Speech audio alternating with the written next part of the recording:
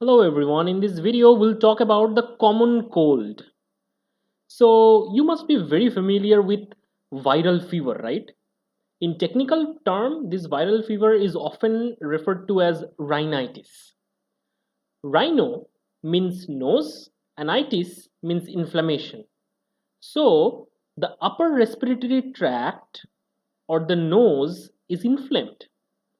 And the key causal organism behind this is a family of rhinoviruses.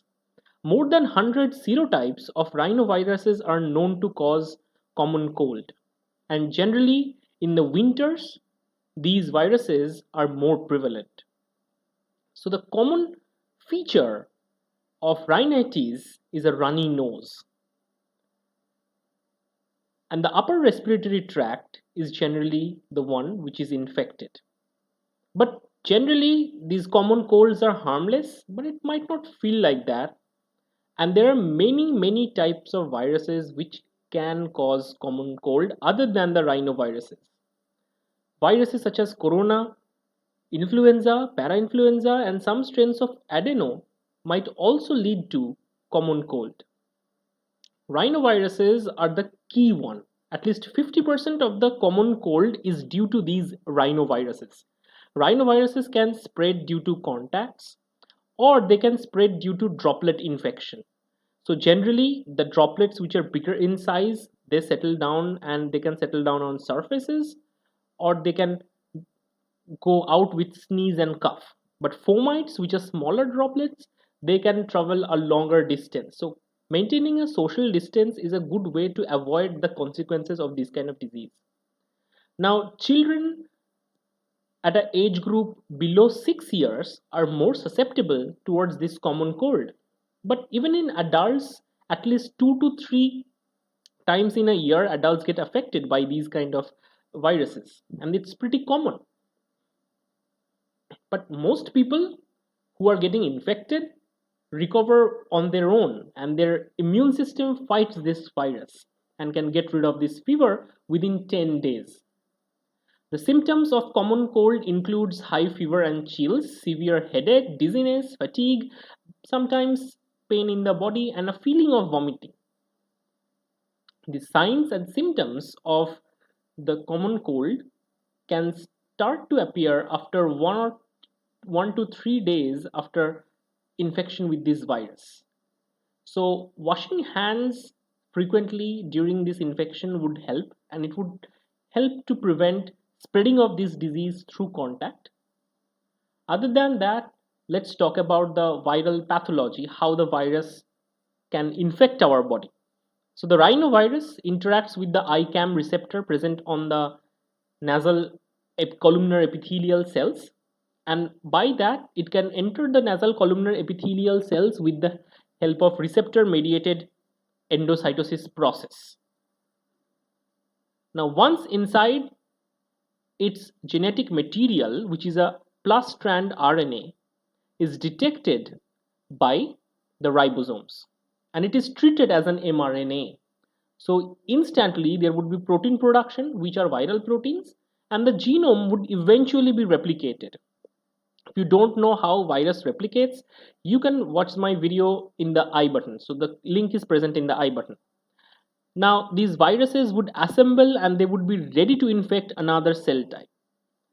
But our body's immune system takes this matter very seriously, and they mount an immune response against these viruses to eradicate the virus. Let me tell you how.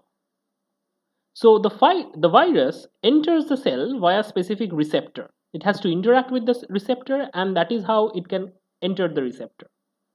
So body generates specific antibodies against these viruses which would coat or opsonize these viruses. Now once these viruses are coated with antibodies, it is very hard for them to interact with the receptors and get the entry inside the cell, and that is how they become weak. Other than that, there is antibody dependent cellular cytotoxicity, which allows several immune cells such as macrophages, dendritic cell to engulf these pathogens.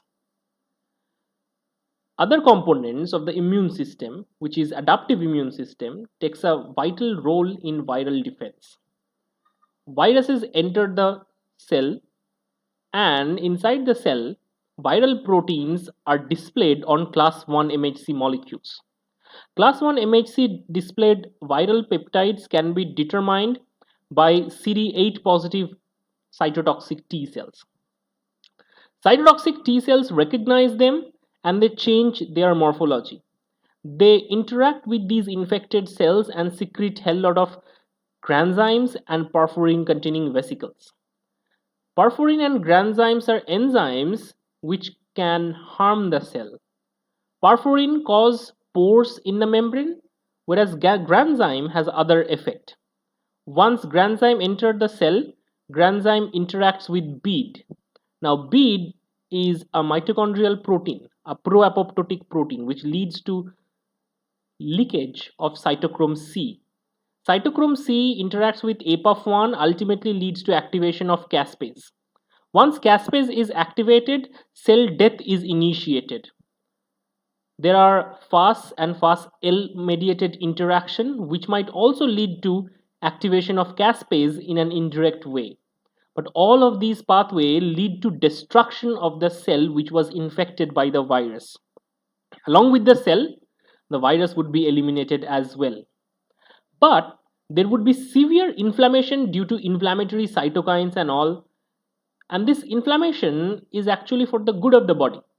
It would attract the attention of other immune cells such as macrophages, Th1 helper cells, and dendritic cell to this particular location.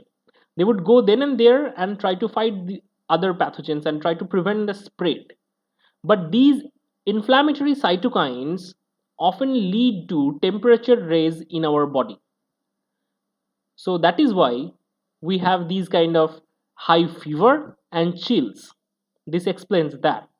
But there are antipyretic drugs which might help the body to lower its temperature, and it might help in this situation. But overall, our body has the power to fight back these common cold viruses, and within a span of 10 to 12 days, our body can get recovered completely. I hope you enjoyed this video. If you like this video, give it a quick thumbs up. Don't forget to like, share, and subscribe. Please support me on Patreon, and if you want to join my Unacademy course, you can use my code AP10 to get a 10% discount. Thank you guys.